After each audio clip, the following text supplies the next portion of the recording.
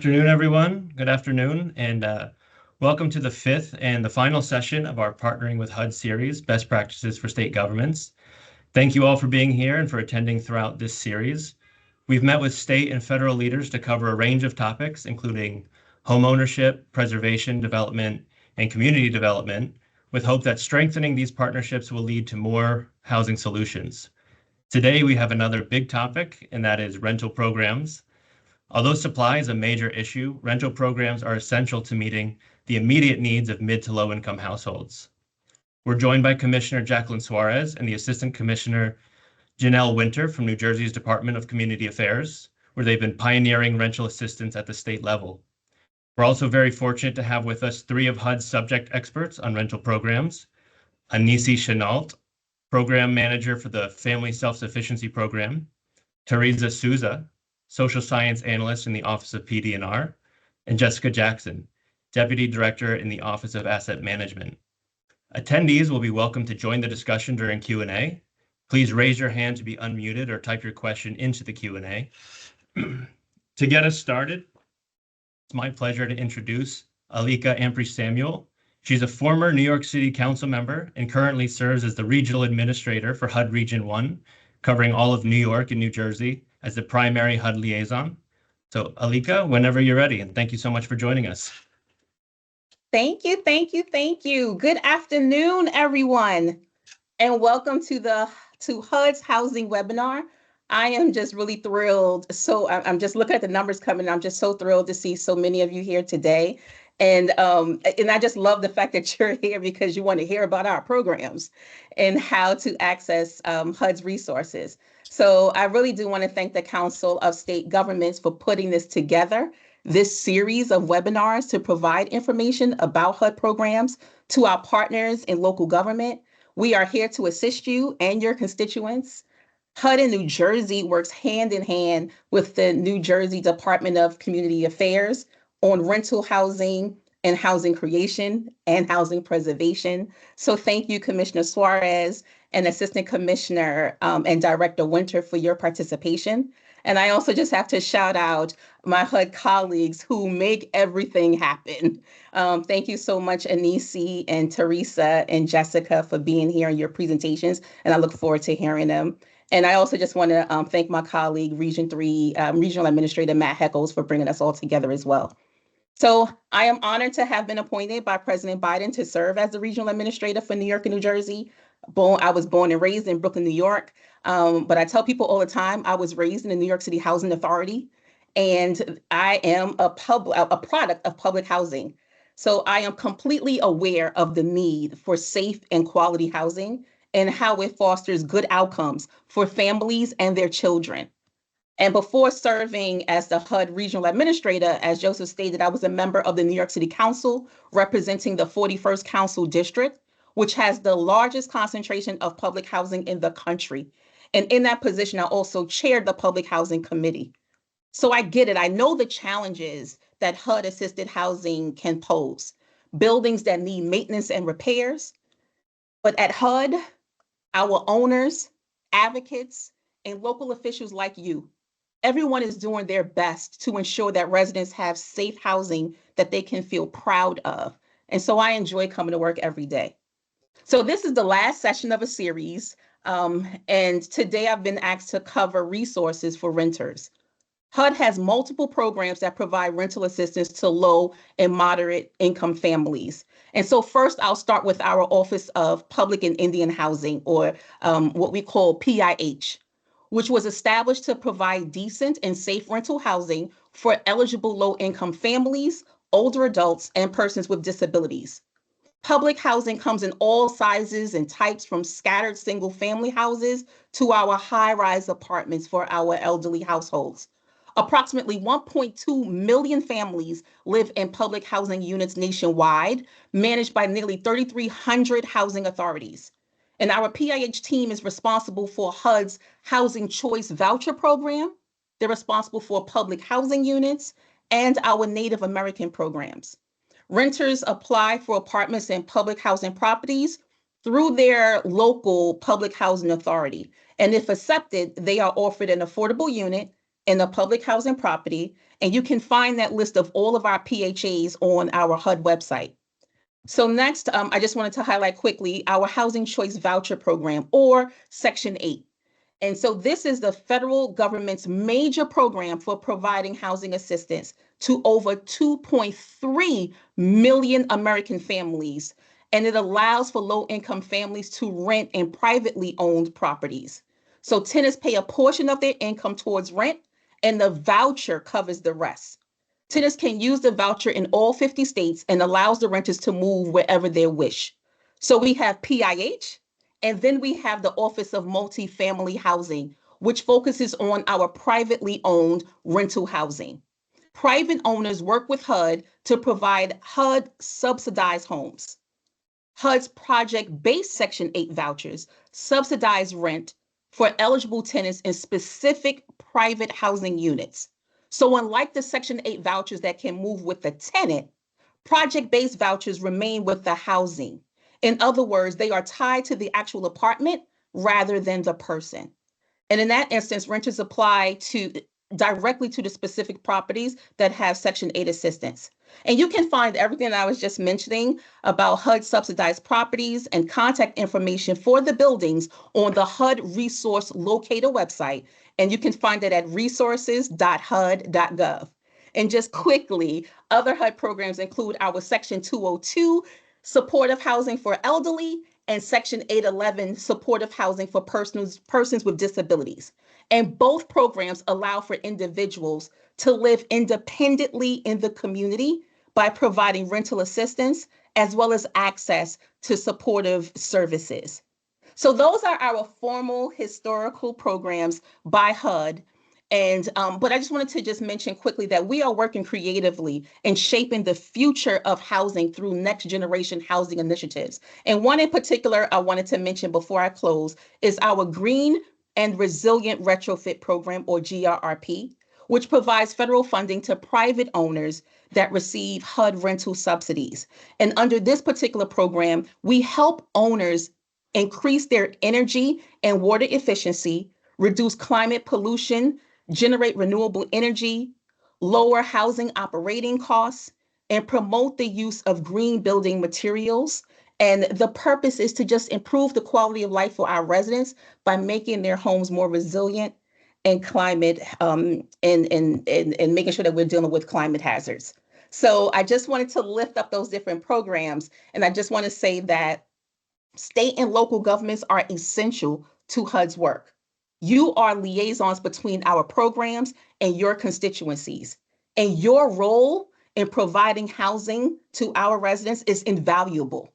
And that's why it's so important that we remain in touch and that you have the information you need to connect with residents and let them know what federal resources are available. So feel free to reach out to me or anyone at HUD if you need guidance, technical assistance, I'm gonna say that again, technical assistance, or help with your constituents, and we are always here to help. So have a great afternoon, everyone, and enjoy the webinar. And thank you again for the opportunity.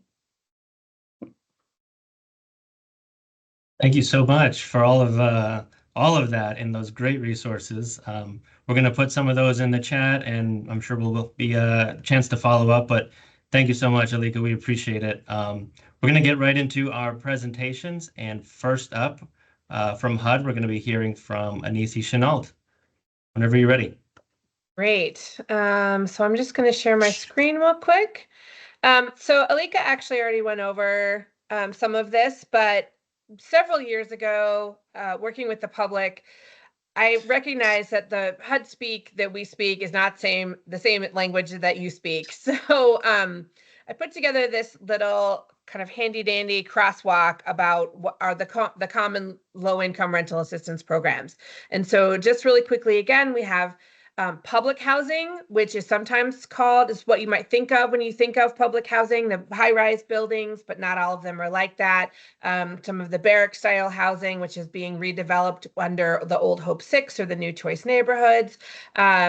And so this is where the housing authorities actually own the units, and the renters apply to live in the units that are owned by the housing authority.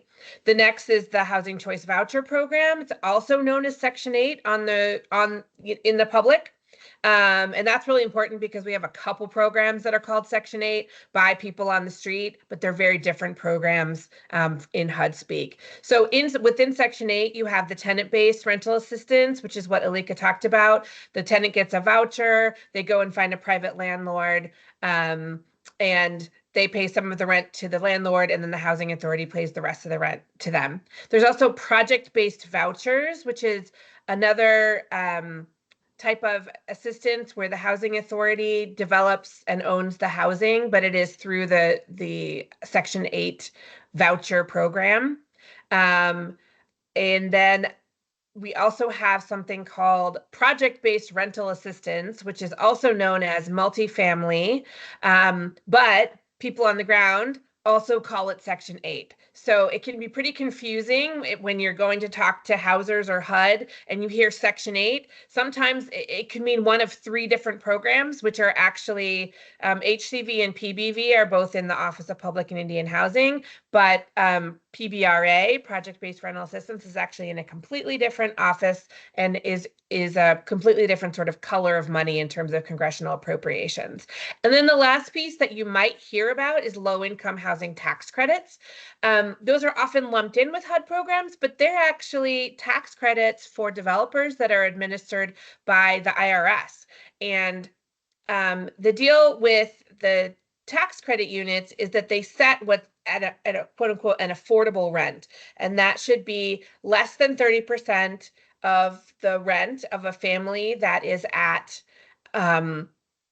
up to I believe it is 180% of area median income. So when we talk about affordable housing, we're often talking about this, all of these kinds of housing together, but generally public housing and housing choice vouchers and project-based vouchers and PBRA are serving folks that are extremely low income, which is less than 30% of the area median income, or going up to low income, which is 80% of the area median income. So the public housing vouchers, et cetera, are our lowest income families. And when we talk about affordable housing, usually we're actually talking about families that are teachers, firefighters, policemen, people at sort of that level of our economic community that are going to be in those low income housing tax credits. So it's really kind of different families. The other thing is low income housing tax credits, the rent is set. All these other ones are income-based rent, and that's where the program that I manage comes in. So I'm just going to go ahead and switch to a different screen and run a quick video for you that explains the Family Self-Sufficiency Program, and then I can take questions if we have them, or we might save those till the end. I'll leave that up to you. All righty.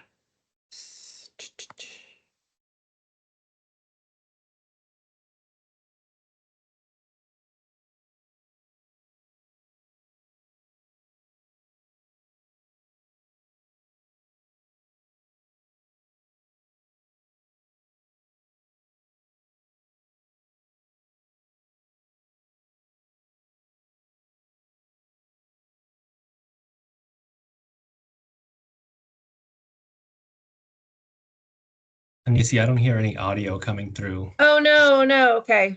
Sorry. We just checked tested that, this. didn't we?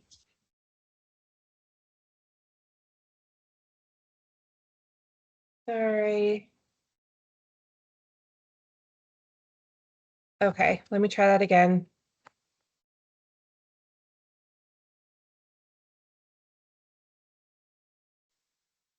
Start over. Sorry about that, folks. You work hard every They're day to good? provide for yourself and your Okay, family great. because you have dreams and plan to bring them to life. But sometimes challenges come up that get in the way. The Family Self-Sufficiency Program, or FSS, can help you get ahead and reach your goals. Maybe you want to start an emergency fund, pay off debt, or build your credit. Or maybe you want to become a homeowner. FSS can help you take steps towards your goals. Typically, every time you or someone in your household earns more money, your rent goes up. This can make saving difficult, if not impossible. But with FSS, your rent increase is deposited into your savings account instead. Here's how it works. First, meet with your FSS coach to enroll in the program and set your goals. Then, when you find a job or increase your pay at work, you'll pay your new higher rent, and your housing provider will also make a deposit into your FSS savings account. This deposit will usually equal the amount of your rent increase. Over time, your FSS account grows. You receive one-on-one support and coaching. You might even be able to withdraw money from your account during the program. Maybe you need a new car for work or want to complete a certificate program. You can use your FSS savings to help make progress towards your goals. We know what you're thinking, but it's not too good to be true. You increase your income, pay your rent as usual, and money goes directly into your FSS savings account. The program is completely voluntary, and you will not lose your housing assistance by participating. To graduate, you will need to meet the goals you set for yourself, be employed, and make sure everyone in your household has been off cash welfare assistance at the time of graduation. FSS typically lasts at least 5 years, but you can graduate sooner. You may also be able to extend your time in the program to keep saving. Once you've completed the program, use your savings however you see fit. You want to give your family the life they deserve. You aren't alone. FSS can help. Join FSS today, save part of your rent, and make your dreams a reality. Great. So just really quick to follow up on that, we have, there are about 3,200 housing authorities across the country. We currently are able to offer FSS in housing authorities, and just in the past 2 years, we've been able to offer it to multifamily properties as well. So that's that PBRA. We have over 900 grants across the country that pay for the coordinator's salary. We have over 70,000 participants in the program across the country. And just remember, when we're thinking about public housing, over half of the people who live in any of those income-based assistance that I just mentioned, over half of them are seniors or people with disabilities, some of whom can work. Only about 10% of them, of the families who can work on paper at least, are not working in a typical year. So the vast majority of families that we have are working, but they're underemployed or just at really, really low wage work. So this is a program to help folks who are able to work get services and supports to increase their, either start working or increase their employment over 5 years. And then they don't have to actually leave housing assistance in order to be able to graduate, but about 30% of the people who graduate do leave housing assistance and move on to the standard market. So I could talk about this for an hour, but I'll stop there so we can move on to our next presenter. Well, thank you, Anice. And we will be taking questions, but just once we finish with all the presentations. But next up, I'm going to share some slides and we'll be hearing from Teresa Souza.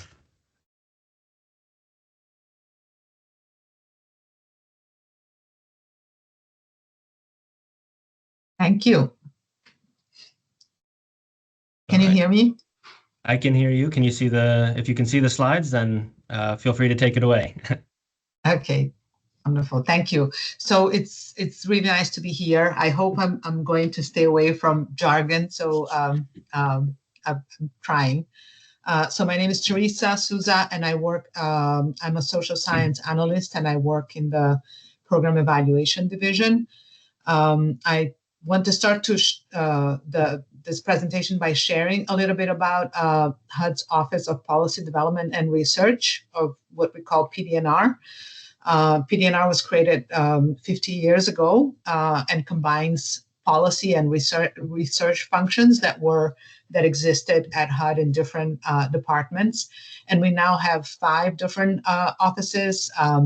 The Office of Economic Affairs that provides a lot of economic information and analysis to HUD leadership. We have the Office of Policy Development, who engages in policy analysis and dissemination of our research findings. We have the Office of Research, Evaluation, and Monitoring, which is where I sit and where we conduct evaluation, demonstration, and monitoring in support for HUD's mission. We have a new office that joined PD&R, the Office of Technical Assistance, which oversees the development and competitive award of HUD's technical assistance programs that you might have been involved in at the state level. And then we have the Office of the Chief Data Officer, which is a new office in PD&R that is responsible for the functions related to data governance, open data, and compliance with OMB requirements related to data collection. I also wanted to note that PD&R uses a number of tools to guide the research that we do. One is the HUD's 2021 evaluation policy statement, which identified the principles to ensure that our evaluations are of highest standards. And these principles include rigor, relevance, transparency, independence, ethics, and technical innovation. PD&R is also guided by the Learning Agenda, which is a living document that is required by the Evidence Act, and where we identify the research, the data, the evidence building needs of HUD. And it's the document that guides the research and the studies that PD&R does. And a lot of times we update these documents and then we seek input from stakeholders, including state governments, universities, researchers. So that's a great opportunity to help us direct the resources of research. I want to move to the next slide. And I thought that maybe I could highlight some of the programs that HUD has for vulnerable populations, the supportive housing programs. And there are three major, there are more than this, but I'm going to highlight three of them. The Section 811 Project Rental Assistance Program is a program that provides funding for state housing agencies to work in partnership with state health and human services agencies and Medicaid agencies to serve non-elderly people with disabilities to live in the community. So this has been a program that it's helping provide opportunities for people with disabilities to live independently in the community and to connect the services that they need to live in supportive housing. Another program is the Section 811 program, which is a program that is targeted to older adults. And in that program, HUD provides capital advances to help nonprofit property owners build housing and provide services to elderly so that they can stay in independent housing, independent supportive housing for as long as possible. And then we have the mainstream voucher, which is a little bit different from the others. This is the same as a housing choice voucher program, which in most cases is a tenant-based voucher where people can go into the market to look for a unit that works for them. But the mainstream voucher is focused, is dedicated to people with disabilities. And the program in all of its allocations encourage housing agencies to partner, to find partners in local health and human services agencies to support them to bring the services that they need to live in the community. So PD&R, of course, doesn't work directly in the administration of supportive housing programs. Our role is to build the evidence around these programs and to learn about their effectiveness, and also to create the infrastructure for researchers, other levels of government and agencies to conduct their own research and build on the evidence around these programs. So some of examples that I put here of things that PD&R has been involved sometimes with the rest of HUD is partnerships with HHS to create resources for housing providers and service providers to improve the coordination of housing and services to serve people with disabilities, people experiencing homelessness, older adults. Another important area of work that we do is creating data infrastructure. So we have this housing and health data dashboard that puts together all of the data that we have at HUD, including data where we have linked housing and HUD data to health survey data. And that has been an important tool for us to understand how housing stabilization and housing assistance impact health outcomes of HUD-assisted households. So I encourage you to take a look at those resources and see if there is something that would be helpful for the programs that you run. And I want to end with the last slide,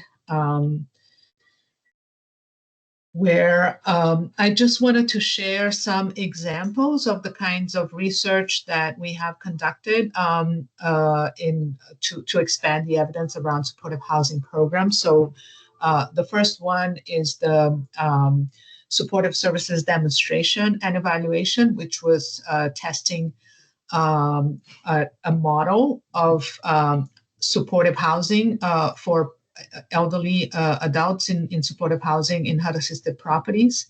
And this was a study that was trying to understand if we, with better coordination of services, HUD-assisted residents in elderly housing could stay longer and have better health outcomes. A second evaluation was the evaluation of the Section 811 Project Rental Assistance Program, which looked at the implementation and effectiveness of this new model of housing assistance. And it's a study that showed that that program targets people with much higher needs than any other program at HUD. So it's really a program that is bringing a population that has higher needs and also found that they're being connected to services, which was an important finding for us. And I'm also mentioning here the rapid rehousing study. It's also has a lot of resources there. I encourage you to take a look. But you can see in PD&R's HUDuser.gov page a lot of the research that we have been doing that might be helpful to you. So thank you for listening to me. Thank you so much, Teresa. That's excellent. And once again, I'm sure we'll have some questions coming up for you. But we'll hear from Jessica Jackson in the Office of Housing. And then afterwards, we'll be hearing from New Jersey. So Jessica, whenever you're ready. Great, thank you, Joseph. So today I'm going to talk to you a little bit about the Service Coordinator Program in multifamily housing. My name is Jess Jackson. I am the Deputy Director for the Office of Asset Management and the Office of Multifamily Housing in headquarters. So you've heard today there's quite a bit of overlap in our HUD lingo and also in our programs. And so today I just wanted to take a minute to hone in on our service coordinator plans because they serve our very vulnerable populations of our elderly and persons with disabilities populations. You've heard 202 and 811. Our 202 program services the elderly population of 62 years of age or older, typically anyways. It can go as low as 55, but typically that's 62 years of age or older. And then the persons with disabilities, the 811 programs, they will serve any age of population, but it's also for people with any type of disability, whether it be physical, mental, emotional, just anything that qualifies. And so the service coordinator program was created for these two programs so that we can help the tenants live independently and keep them active in our neighborhoods and societies and in our properties as they are. It's really critical in our programs because it really helps them not just financially, but also physically, emotionally, and to stay connected with the residents. And as I said, stay active. And so we'll talk about a little bit more about the budget, how these programs are budgeted in a couple of slides. But the budget is really to cover things like the benefits and the salaries for the actual person who runs the service coordinator program, the actual service coordinator for the site. The funds can also be used for training and also for any kind of administrative expenses or activities that the residents may participate in. You'll see on this slide, the last bullet, we have a lot of programs, we have a lot of different contracts. These are the types of properties that can receive a service coordinator. Not all properties or programs are eligible to do so. This program is not a requirement, although we highly recommend it because it is very, very beneficial to the populations in these properties. We currently have about 4,500 service coordinators across the country. We just did a NOFO for this, and we plan on making awards for this before the end of the calendar year. And just a little side note, we had more funding available compared to the number of applicants that we got this year. So if you know anybody who's interested in applying for those in the next round of awards, we would love to see some extra participation in that. So Joseph, if you'll go to the next slide, please. So these are just some core functions of the service coordinator. When the tenants first come in, the service coordinator will do an assessment. It's not any kind of a medical assessment or anything like that, but it's really just a get to know your resident type thing. And they will offer some suggestions and services to that tenant to see if they can offer them anything that would benefit their quality of life. It's really just to notify the residents of what is available, what's out there, and help them make the connections with the people that they need to connect with, and also to ensure that there's proper follow through from the people that we partner our tenants with. And also the last thing, and probably the most important thing, is to keep an up-to-date resource list for our tenants to ensure that we're not giving them stale data or old contacts. The service coordinator program, though, over time, it's really changed. When in the past, whenever the service coordinator program was first established, the service coordinator would basically just help residents with real basic information and refer them for services. But as time has evolved and our economy has grown and our way of living has changed, I think COVID changed everything. There's just more complex needs today. So the role of the service coordinator has evolved quite a bit to a more proactive level of coordination. There's a lot of we try to be more preventive and proactive with the services that we offer instead of reactive. And we also provide, it can provide education to tenants so that it helps them be, again, more aware of what is available for their use. And the last slide, as I said, we were going to talk a little bit more about the funding of this program. There's two different ways to fund this program. There's the budget-based rent increase method, and there's also the grants, the NOFO program that I just mentioned earlier. So in the early 90s, costs associated with providing these supportive services became an eligible expense for certain properties. And for some of them, they were allowed for the absorption of service coordinator costs in their budget, which quickly became the preferred way to fund this program, because it allowed them to put the cost into their budget, which made it be ongoing. And so if they could make a positive cash flow, the service coordinator would basically become a member of the management team, and year after year it would get funded because it was in their prior year budget for their rent increases to increase the budget by the amount of costs.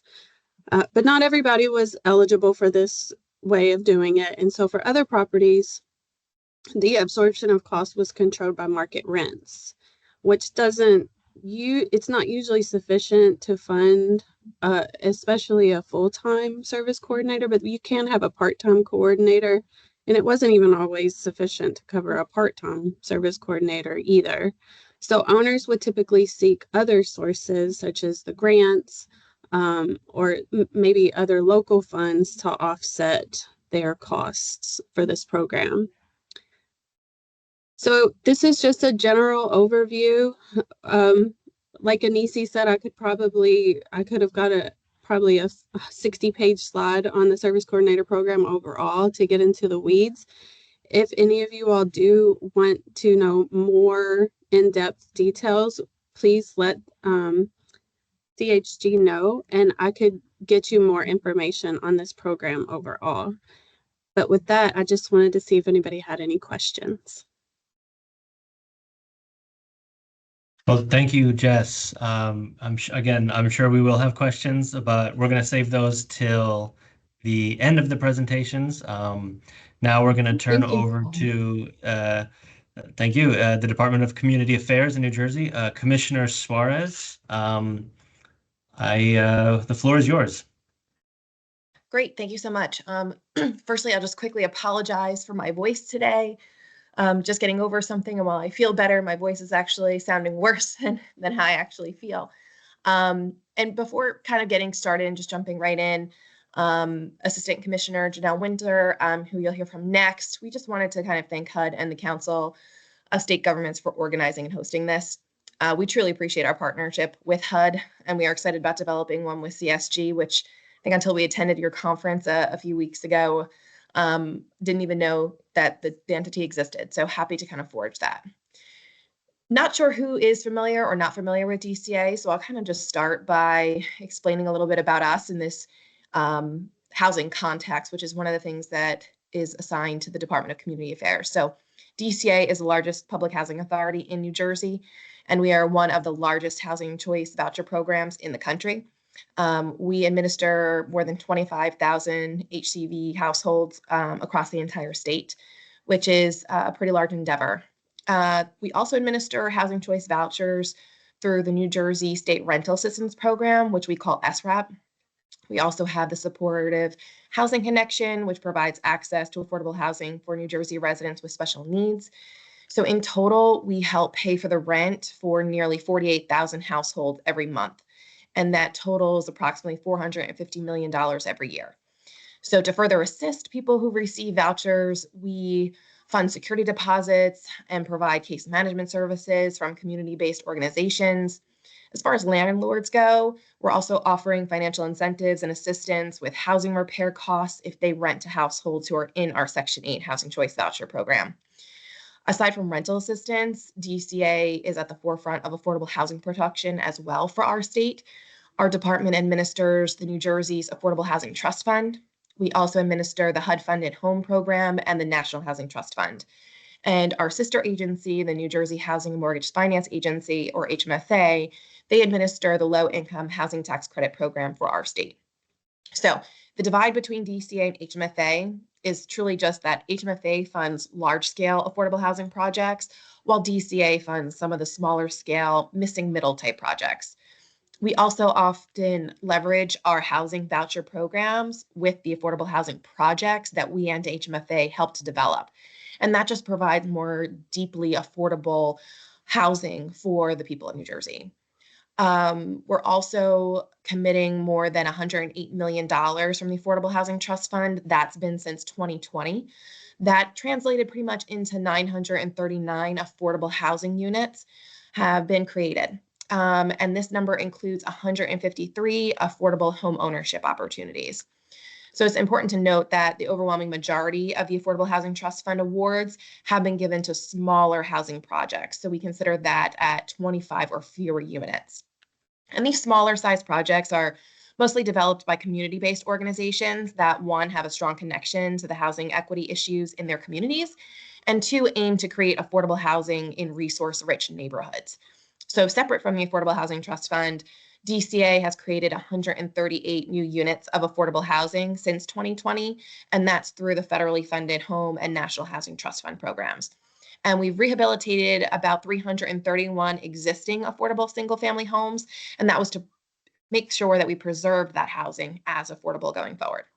On the HMFA side, the agency's programs have created over 123,000 affordable homes since its founding about 40 years ago. Since 2018 alone, HMFA has built and expanded numerous housing initiatives, and those include the Affordable Housing Production Fund, the Workforce Housing Program, and the Urban Preservation Program, among others. And combined, those programs have financed approximately 5,500 new affordable units and preserved another 500 units. So across its multifamily production programs, HMFA currently has more than 125 projects, and that represents almost 11,000 new apartments in its pipeline.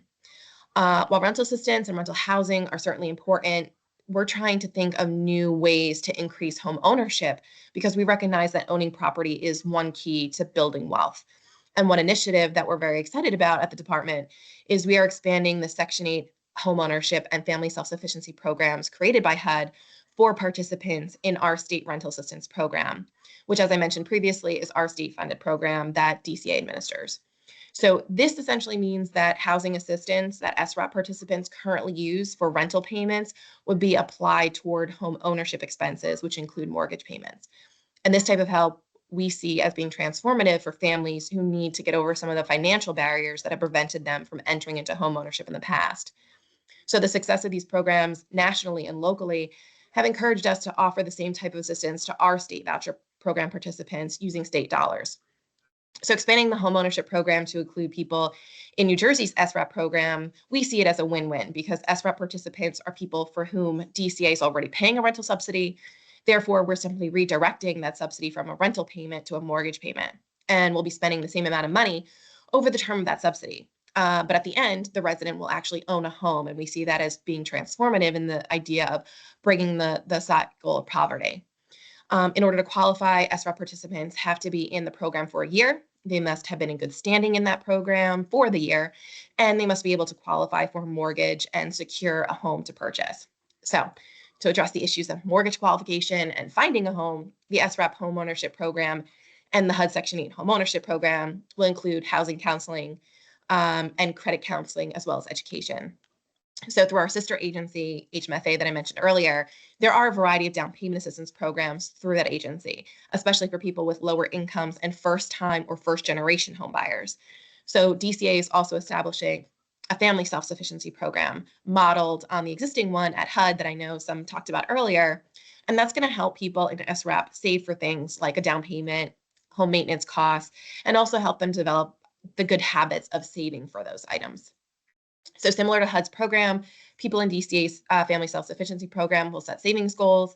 As their income increases, their payment towards rent also increases. But, and this is the key part that we heard of earlier, DCA is going to keep the state's rental subsidy the same. And that allows us to take the person's payment increase and put it into a savings account for them. At the end of the family self-sufficiency period, which is typically 5 years, the person will have a nest egg to spend on their savings goals. Based on HUD's family self-sufficiency program, people save on average $9,000 over that typical 5-year period. So this gives us a good idea of the amount of money that people in DCA's family self-sufficiency program can also expect to save. So we really see this as a holistic approach that's helping to set up our SRAP voucher holders who participate in the family self-sufficiency program for success in home ownership. Creating these programs modeled after HUD's is truly a win-win for us. So just as the establishment of our state rental assistance program modeled on the Housing Choice Voucher program, this allows us to offer our state-funded participants a similar opportunity to increase their wealth and gain long-term stability, really. So we've learned from working with these programs with our HCV participants that there are still barriers, such as lack of credit or good credit and lack of affordable homes to purchase.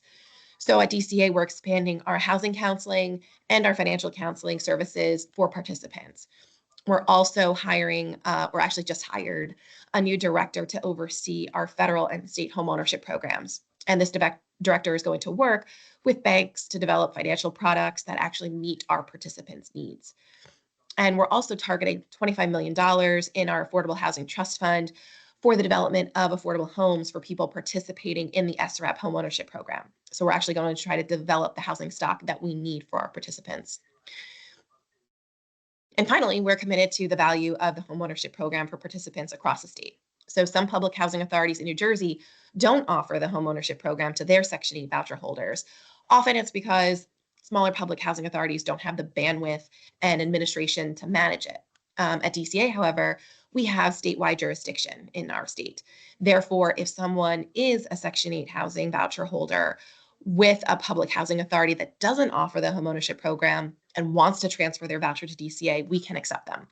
And they can participate in the homeownership program through us. So there's just one final item that I'd like to touch upon in my remarks. So in March of this year, Governor Murphy signed landmark affordable housing legislation into law to support towns in meeting their affordable housing obligations. This law establishes a new streamlined framework for determining municipalities' affordable housing obligations under the New Jersey Supreme Court's Mount Laurel Doctrine, as well as our state's Fair Housing Act.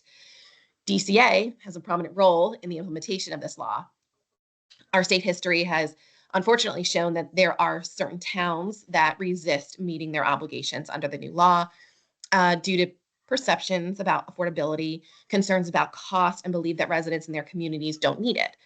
So what we're trying to change is the line of thinking by promoting a life cycle housing philosophy for developing housing stock and working with municipalities on housing production. The philosophy is truly just centered around creating diverse residential communities, which include low and moderate income households, persons with disabilities, families, seniors, and single individuals who are just starting out in life. And by engaging with municipalities, we hope to demonstrate that life cycle housing has benefits both for residents and municipalities, as it truly does ensure that communities have a continued cycle of homeownership and sustained community stability by making it possible for families to remain in their homes and neighborhoods. In our experience, no one wants to make it so that their children or parents can't afford or find housing that meets their needs within their community. As such, the housing stock should itself be diverse and contain a mix of condominiums and townhouses, single-family homes, multi-units, or apartment buildings. And creating those diverse communities leads to healthy, economically vibrant neighborhoods that foster positive interaction among residents at all ages and socioeconomic backgrounds. So life cycle housing, that philosophy allows people, no matter their age or place in the life cycle, the ability to settle within a community that they know and have a connection to. So having that diverse range of housing within a community is an important way to ensure economic vitality for present and future generations. And it means not only providing housing for the growing family and the elderly, but also providing for those who need lower cost housing for people who use a wheelchair or may be vision impaired, and housing that is available to rent short or long term. So with that, I'm going to turn the floor over to Assistant Commissioner Janelle Winter for her remarks and look forward to answering or addressing any questions that people might have after Janelle speaks. So thank you. Thank you, Commissioner. And as I hope you've heard in the Commissioner's remarks, the rental assistance programs, especially the federal rental assistance programs, are at the core of a lot of the services and programming that we provide, because housing is at the core of those things, just like it's at the core of most people's lives. You know, when that is not there for someone, nothing else works. And I think one of the things that we've learned from our federal rental assistance programs are we're able to take things we've learned there and replicate them in our state assistance programs. So just in their existence, both our state rental assistance program, which we affectionately call SRAP, and we have another state rental assistance program that is geared directly towards people with mental health and intellectual and developmental disabilities called Supportive Housing Connection, or SHC. And that's about half of our portfolio. Both of those programs are modeled after the Housing Choice Voucher program. So one of the things is it makes it easy for us to administer them from our field offices makes it easy for us to determine some of the best practices, some of the things that we want to do within those programs. And a great example of that is, as the commissioner discussed, replicating the home ownership programs and the family self-sufficiency program in our state rental assistance program using state dollars. We've been able to see the benefits of those programs in helping people to enter that real estate ladder and build wealth, and utilizing FSS as a vehicle to save money, to move on to the next phase, and ultimately perhaps to leave the program when they don't need it anymore, which is, again, a win-win for everyone. So we're very excited about the opportunities to replicate them in our rental assistance programs. We also, through administering various federal programs, have learned some lessons that have helped us in some other areas. During the pandemic, we administered the state's emergency rental assistance from U.S. Treasury, and definitely learned a lot there about how we can really get funding out very quickly with a sense of urgency and creativity while still complying with the regulations. And we've been able to bring that kind of thinking and focus to our other programs and look at our rules and our policies and say, what do we need? What must we have in these programs? What do we have that nobody even remembers why we started that rule anymore, but it's certainly not working now? What are there other ways within the data we have that we can look for frictionless? Another example is the emergency housing vouchers, where we worked with continuums of care across the state to coordinate those vouchers for people who are homeless. And what we saw there was really the more significant needs that people who are homeless have with a lot of parts of the process, which makes sense when you think about it. Getting documents, finding your birth certificate, having what you need to be able to fill out the applications, going on interviews with landlords, finding housing. And so one thing we did as a result of some of what we learned during that process is during our most recent Housing Choice Voucher waiting list opening 2 years ago, I think at this point, we timed it with the national point-in-time count of the homeless in January. And we worked with community-based organizations. So when they went out to do the count, we made sure that they had been trained in the waiting list of the lottery application, and we supplied them with tablets so that as they went out to do that count, whether they were in a nonprofit agency, whether they were in an area where there was like kind of a warming center for people who are homeless, whether they were out, in an encampment, they could sign people who were homeless up for the waiting list lottery right there on the spot. And as a result, in that lottery, we had the highest number of homeless people apply for the lottery that we've ever had before, and also had the highest number coming onto the program. And then we entered into contracts with a variety of community-based organizations that we call our DASH team. And their job is as those folks who are homeless or at risk come up on the waiting list, their job is to reach out to them, help them gather all their documents, help them locate apartments, help them meet with landlords, navigate that process. They also educate our landlords about incentives that we have when they agree to house people who might not have the best credit report or the best rental record. And they really help people get through that process. It's been very successful. We're really not losing people through the process in a way that we might have before. And we recently just determined that we wanted to continue that program on, not just at the beginning, but also to help folks who might need some extra help with recertification and making sure that they're able to sustain their apartment going forward. And again, that kind of was spurred by what we saw really worked for us during using those federal emergency housing vouchers. And we're actually going to time our state rental assistance program this year with the point-in-time count of the homeless and attempt to do the same work there as well. So we're able to replicate that across our other programs. I think if we think about our rental assistance programs, and we've had a lot of success with them, some of the challenges that we see, I think, are probably similar to what some of the challenges that everyone sees. The need just outpaces what we have to offer. I think another issue that we see a lot is New Jersey's a very tight rental market. We're an expensive place to live. And our average rents for people in the program and our average subsidy have really been skyrocketing. So we're forced to try and find ways to mitigate those rental increases, try and find ways to carry through them. And that's something that we're always looking for additional assistance. And I think as you heard through the commissioner's remarks, again, one of our challenges is there's not enough for all the need that we see. So we really have to think really smartly and strategically about all of the resources we have and how do we braid them together or layer them so that the more, for instance, the more supply of housing we create, the more stock we have, the more we should see rents go down. So we're using programs to create that additional stock. We know we have a huge issue with stock for people at the very lowest end of the income ladder, people who are extremely low income.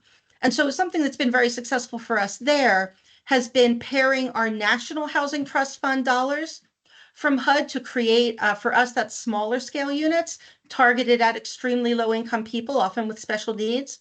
We pair those with project-based rental assistance from our Section 8, our Housing Choice Voucher Program. And that way, those smaller scale projects can pencil out and they can provide assistance to people who are extremely low income and help us bridge that gap.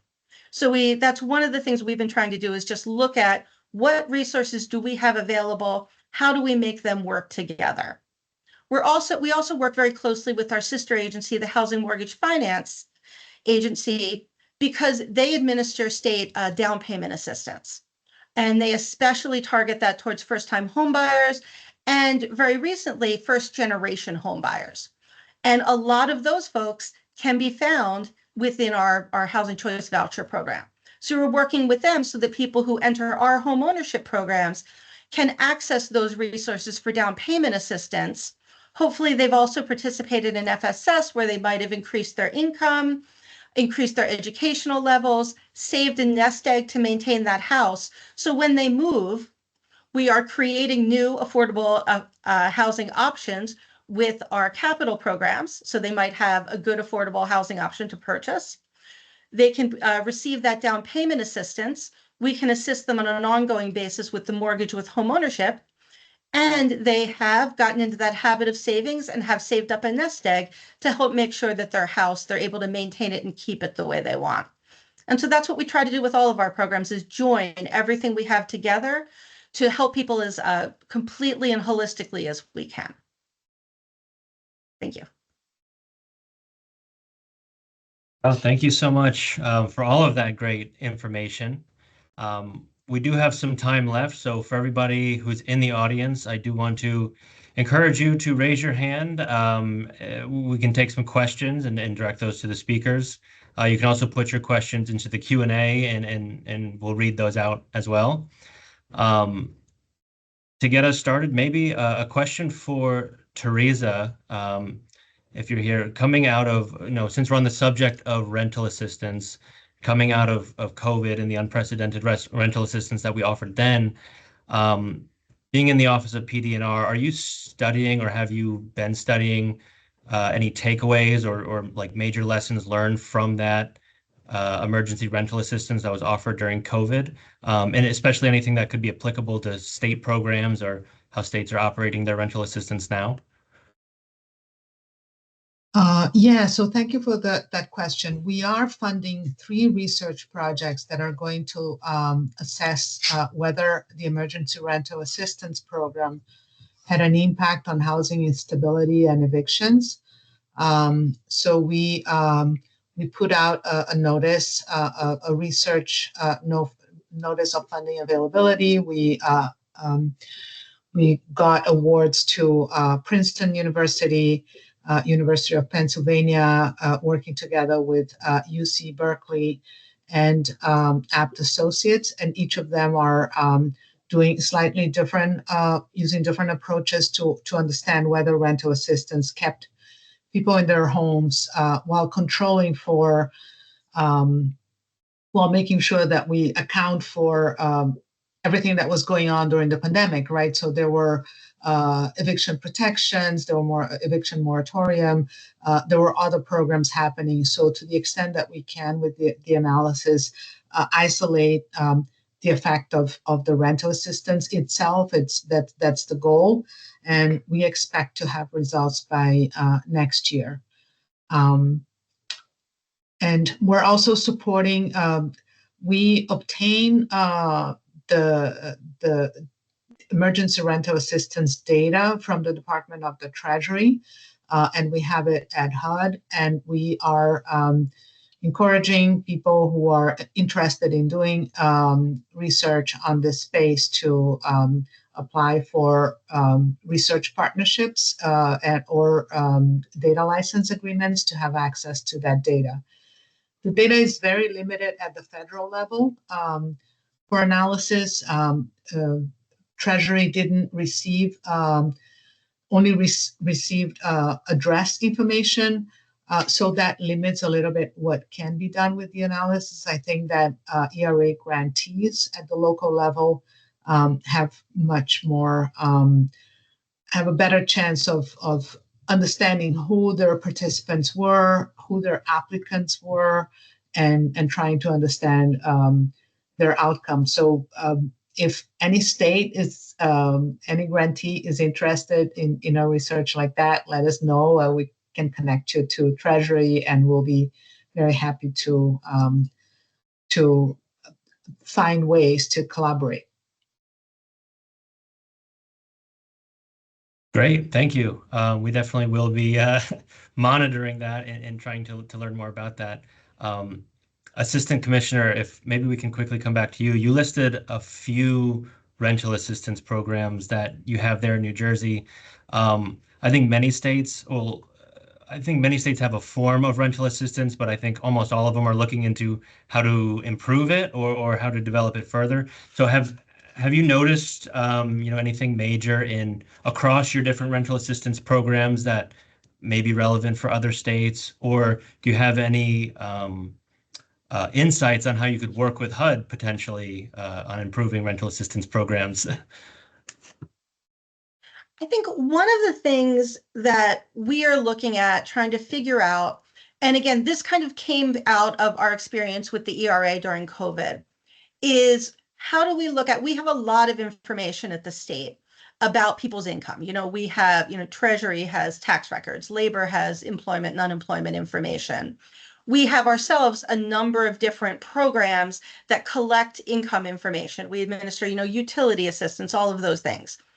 And we often have people coming to us for several different applications and providing the same information to us many different times through many different doorways. So one of the things we're looking at to try and make sure people are able to navigate the application process is how do we get that other places? How do we not make people kind of carry around their little, bag of identity information every place they go? How do we stop duplicating what we're asking from people and kind of really keep that ourselves? Look at what we actually have, and which in some ways you could even see is even more accurate because it's coming through those other, state agencies that we've verified. What we've seen too is it also, where we can do that, it also eliminates some of the, not just the burden on the individual applying, which of course is most important, but also on the administration of our program. A lot of time is spent tracking down those things. A lot of time is spent in the phone calls, the emails back and forth. Don't forget this form, you forgot that form. So when we can streamline that process, we found that we can get information that is exactly what we want in the form we want it, meets the compliance regulations, but doesn't make both our staff and the people applying kind of jump through the same hoops over and over again. It really makes, that's one of the things we're really looking at, is how can we make those systems work together. I think another thing that's really important is I think it's really helpful as a state agency to be administering these programs because we have so much housed under our same roof at DCA. We have our homelessness programs, we have utility assistance, weatherization, housing rehab, a number of programs. And what that means we can do is look at how do we, move to universal application processes for people so that we can direct those resources to everyone who needs it in a more, So we're not just referring people or giving them a flyer saying, check out this website, but we're saying, hey, we've checked. You're eligible for this. This can help you, and we know you need it. This is the last step to getting it, which we found really gets people in those programs and provides us with a lot of information too about where the gaps are. As people apply to us, as we're looking, what isn't funded. And I think also we've learned about the importance of triage and making sure that if we look at all the programs we've available, what's the best program for that person? How are we meeting their needs kind of in the most cost-effective way? Okay, yeah, those are excellent. Thank you so much. Anice, I think this next question is for you, possibly for Teresa. It comes from, let me just pull it up. Representative Gear from Maine asked a question about the FSS program. I'm just going to read it. Has HUD done any analysis of the potential impact that increasing the national minimum wage would have on the ability of the FSS program graduates to move out of housing assistance and obtain housing in the market? And Representative Gear, if you're on the call, again, feel free to unmute and elaborate. But Anice, did you get that question? Is that for you? You're muted. You're muted. Sorry. Yes, I think it is for me. We have not, as far as I know. I mean, in general, if you raise the minimum wage, it's going to have a massive impact on the folks that are living in our housing, because so many of them are working at minimum wage jobs. So I don't know if anybody, Department of Labor or Housing, has done any particular analysis on that. I will say our statistics show of people that graduate from the FSS program nationally, about 30% leave housing assistance, as I mentioned. About 12 to 14% move into homeownership. Some of those are with the voucher homeownership program. Some of them are just, completely on the market. So yeah, great question. I would say, I think it's safe to say the impact would be very significant because so many of the folks that we work with are working at minimum wage jobs, at least at the beginning. Okay, gives us something to look into for the future. Thank you for that. I have another question from Representative Lambert in Delaware, and this could maybe be for anybody who wants to jump in on it, but what are your thoughts on statewide rent stabilization programs? If anybody wants to give some thoughts there.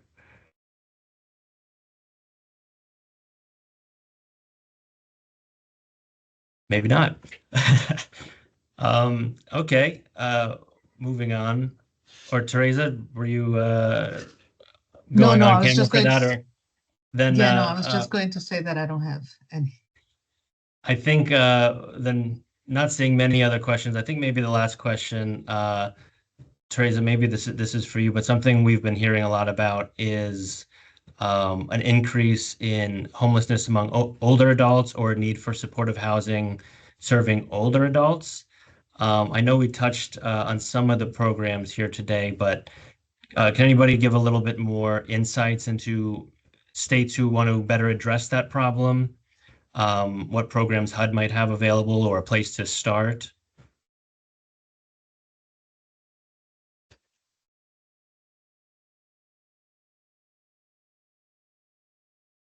Scott, I don't know if that's a good question for you, or Anice possibly. I mean, we can say, as I mentioned, over half of our assisted housing between public housing and vouchers does go to seniors or people with disabilities. So we are already using a lot of our resources to house those families. Also, of course, the 202 program on the multifamily side, that's all seniors. The 811 program is all people with disabilities. So if the question may be better answered by our houselessness teams, our community planning and development that do our all of our work on homelessness. I mean, so that might be why you're not getting a whole lot here. But we do know, I mean, clearly there are more resources needing. needed. And one of the other interesting things that we have found is that in the multifamily service program, the one that Jess talked about in our multifamily or PBRA, they found that the rates of family or of seniors moving into nursing homes decreased in a significant way if there were service coordinators that were there on site. And ultimately, the interesting thing is, nationally with our policies, that sort of creates a wrong pocket problem, because the savings comes from the Medicare program that would be paying for the nursing home for low-income seniors, but the costs for the multifamily service coordinators come from the housing programs. And so we do see a benefit, but it's benefits to different systems that are in different budget groupings. I'm curious if there would be a difference at the state level. I don't know, but that's one thing to kind of think about when we're talking about service coordination in a housing setting, is that it can have those great benefits to allow seniors to age in place longer. I can just add that in New Jersey, our state rental assistance program has a specific percentage must be set aside for seniors. So we always have at least 17% of that program is seniors. And we do see a lot of success in that program as people are able to access Medicaid waiver benefits to provide them with kind of day-to-day services that help them with, daily life, et cetera, so that they can maintain and stay in that housing for as long as they need to. So I think we see, we always have a lot of uptake in that area. But the need for services is an important part of them being able to take advantage of it. Okay, thank you. So, Teresa, sure, go ahead. Yeah, no, I just wanted to go back to the topic of rent control. I just put out 3 articles that were posted in our in PD&R's magazine. So it's in the chat if you want to take a look. Okay, yes, thank you for putting those resources there. I guess we do have one last question that just came in from Taylor Pickett Stokes. She says, curious to know what programs would be most beneficial for individuals re-entering the community from incarceration. So if HUD or New Jersey has any programs for formerly incarcerated individuals. And I should say at CSG, we do have a Justice Center. I'm not sure that they're on this call, but our Justice Center does a lot of work with formerly incarcerated individuals. So if you want to follow up with me, I can try to put you in touch as well. But if anybody, one of our speakers wants to address this question. Sure. One of the things I can say is over the past 10 years or so, the federal policies or guidance on reentering citizens has changed. You may remember in the late 90s, early 2000s, it was sort of a one strike. Anybody who had a criminal record, had a very hard time getting into assisted housing. That has changed significantly. The administration has been encouraging housing authorities to be very sort of judicious in how we do look back periods and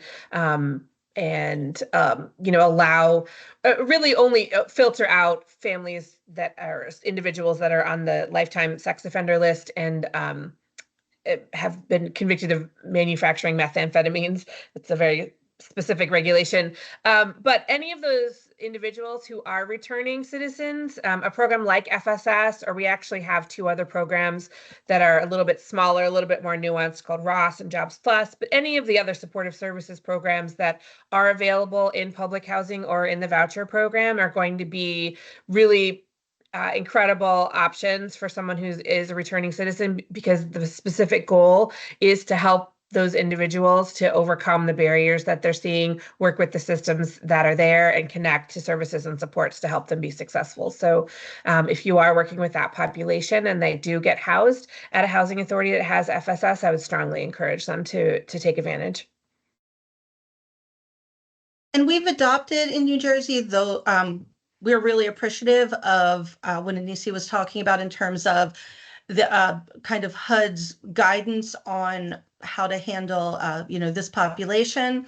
We've been able to shorten our look back period. We appreciate the guidance around considering every case on an individual basis without kind of blanket bans, except in those kind of two limited areas that were mentioned.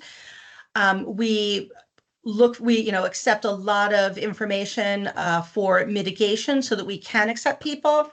And we really have tried to turn our culture around that from, from how do we keep people out to what are the ways we can let people in while still maintaining safety and, complying with regulation. One of the things we've done is we've also elevated, if someone is being turned down for that issue, it now has to be reviewed by a member of the leadership team to make sure that we are, kind of living up to our values there. So if someone is being denied for criminal background, it has to go up to a higher level for that denial to stand. And we've also adopted those things in our state rental assistance programs too, which I think has allowed us to serve more people. Great. Well, thank you so much. We are over time, so I think we're going to have to call it there. If there's any other questions, you can forward those to me and I'll try to follow up. But I want to truly thank all of our speakers who are here, Commissioner Suarez, Assistant Commissioner Winter, of course, Teresa, Jess, Anice, and Alicka from HUD. Thank you for being so generous with all of your time, providing this great information, these resources.